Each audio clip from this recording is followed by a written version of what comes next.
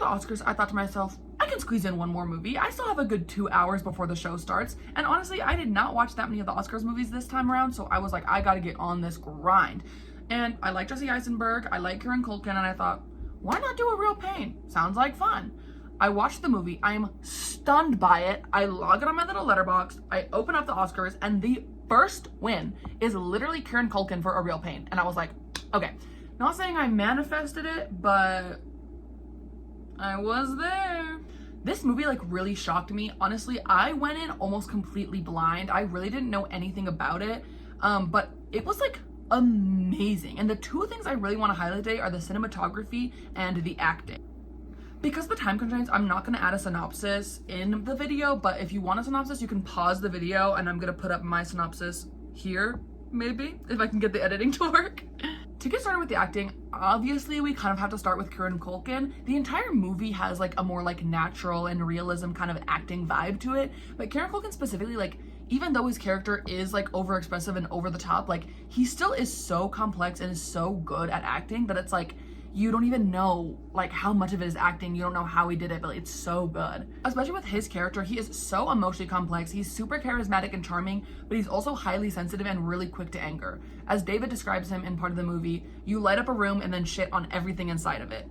So even though they're showing us the audience, they also tell us the audience what the kind of vibes of the characters are.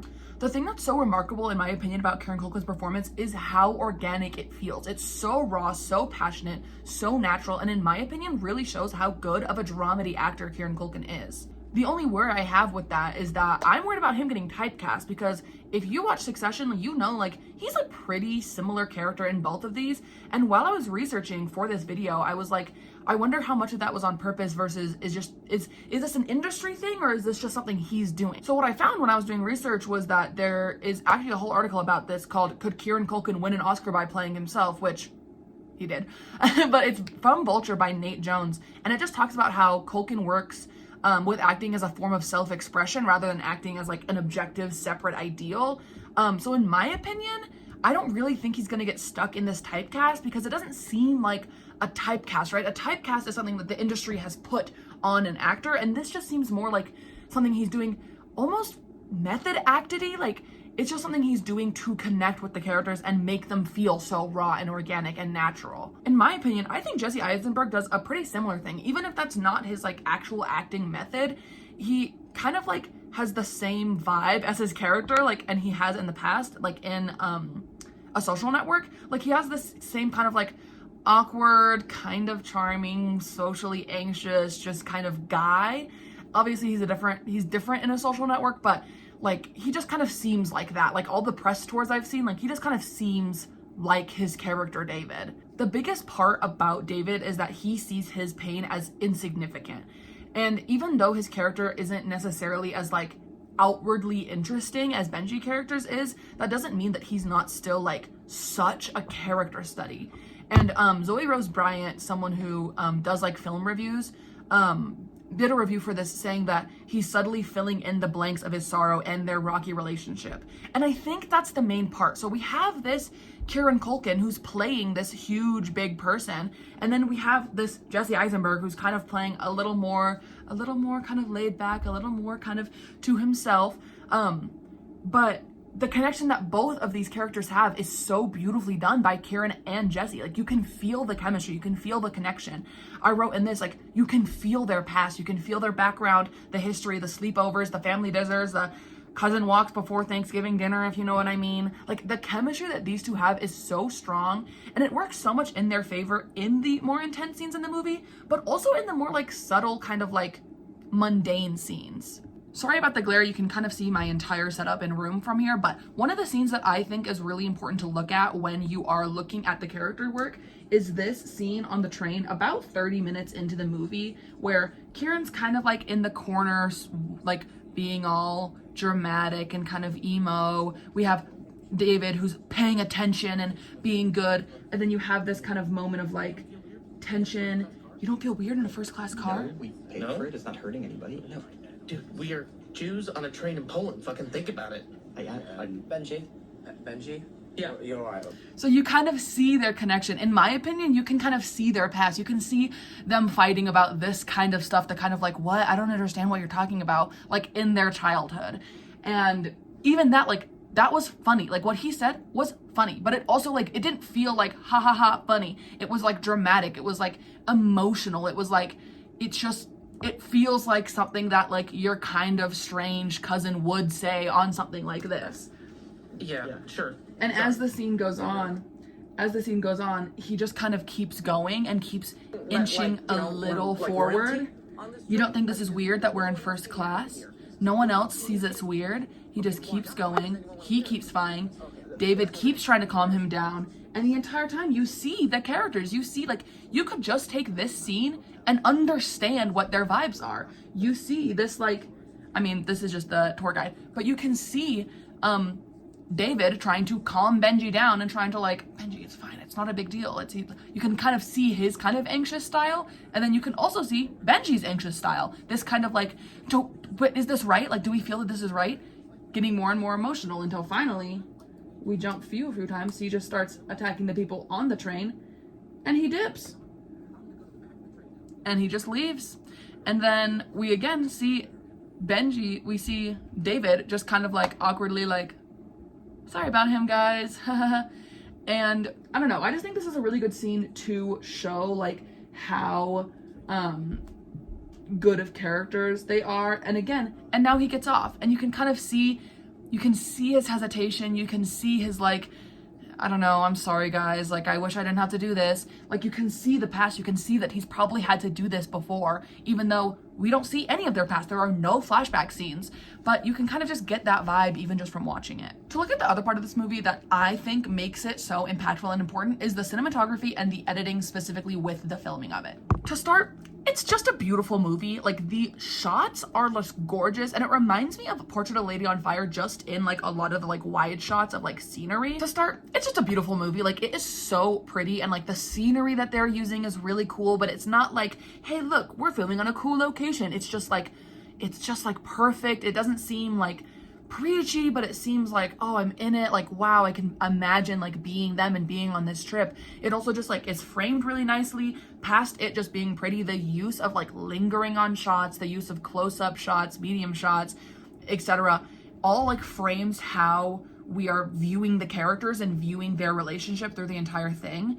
We're gonna look at a scene towards the end of the movie when they're going through the concentration camps and kind of looking at the specifics of what I mean when I'm talking about these like shots that make it impactful and make us see the characters. So let's take this super short shot. We start on Jesse Eisenberg and move out to the focus of the concentration camp. We're seeing him focus and see what they're going towards. And we're all of a sudden not focused on Jesse Eisenberg, we're focused on where they're going. This is an extra wide shot. We're seeing the characters come out of this. We're seeing that the places that they're going is bigger than them. And we get a lot of these big, wide, is it called a long shot? We get these big, wide, long shots. We see them slowly walking. Again, it's long shot. Now we're up medium. We're kind of seeing what they're talking about. We're listening to the tour guide. That's the other thing is throughout this, if we are going even a little bit into the sound design and stuff, we are hearing this piano music that we've been hearing throughout the movie, but mostly we're hearing the tour guide. So it really feels like you're part of this. You're part of this tour. You're seeing these things. And again, you're seeing the full body shots. It feels like you're there with them. All of a sudden, the people stop talking. We kind of move forward. And again, we get these wider shots of the actual concentration camps. We get what they are, what happened there. And it's these really solemn, like just slowly moving. You grabbed his whip. We're not hearing anything other than just them walking for a lot of it. We're seeing people's emotions, people's faces. It feels emotional. It feels like we're there with them. Also, to talk about the camera movements, we kind of the camera stays still for a lot of it. We're not moving with them. So here they're moving and we're staying still. We're seeing the people walk past. We're kind of focusing on them, but not really. It's a lot of just like one spot. It's not really following shots. It's more stagnant camera movement. So like here, again, we're watching them go past. We kind of see him linger, but we're not like moving with him. We're just seeing the shots, seeing a shot, seeing a shot.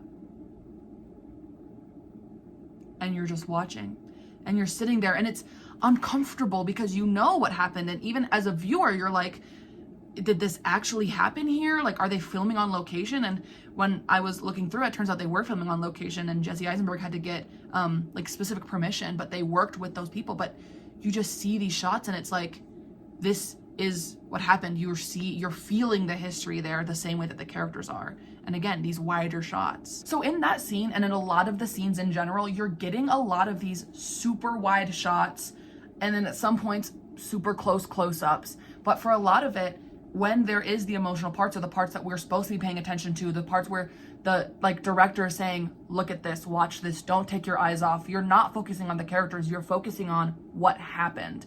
And that to me is so impactful, because yes, this movie is about their like journey, and yes, this movie is about their relationship, and yes, this movie is about like grief and trauma and pasts, but they're also using concentration camps not as just a plot point to like move the story forward, but as something to say like, hey, these stories are real. And I think that's another part of why this movie feels so natural. But you're also like seeing and hearing the history of what happened there. They worked with the people who work at this museum and work to keep this history preserved, to make sure they were getting the facts right, make sure they were giving the victims of this concentration camp what they deserved. And that also just goes a little into another example of why this movie is so good, is that the directing is just outstanding. Every single thing about this movie feels so intentional. And I think that's the point I really want to bring home, is I just want to highlight how natural, organic, passionate, and impactful this movie feels. To make something feel natural is one of the most unnatural processes a filmmaker can make. I know I've made documentaries before, I've made short films, and it is so hard to make something seem like it's not a movie. And this film doesn't feel like a movie. It feels like almost a documentary. Like, it feels like we're just following these people. It almost feels like a book. And it's just important to note that every single acting choice, piece of dialogue, lighting and sound design, camera angles, editing, cinematography felt intentional, and everything in it is on purpose to create a movie this good. I chose to highlight the acting and the cinematography, but I truly could have talked about literally every single aspect of this movie. Unfortunately, this is only a 90-minute movie, and I think if I made a video about everything, it would probably be 10 hours. At the very least, I could fill up a full dissertation with my thoughts on how good this movie is. It's an emotional movie, it's funny, it's dramatic, it's relatable, it's relevant, it's innovative. It's literally everything you want in a movie like this. In conclusion, I love this movie. I hope maybe you go out and watch it. I would highly suggest it. I honestly just think it's the perfect 90-minute little Oscars film. It knows exactly what it's trying to do. It's not trying to be some big theatric blockbuster, but it's also not trying to be some experimental indie film. It just does exactly what it wants to, exactly what it's supposed to, and that's all I can ask for in a movie. I hope you have a marvelous week, and don't forget to thank Kieran Culkin tonight. Because the the people upstairs are so loud. That's not true though. That's not true, Jay. It's not true. That's not the truth. All my pores are here. They know I'm lying. Assignment created. No better way to start than just by starting. So, bah. Okay.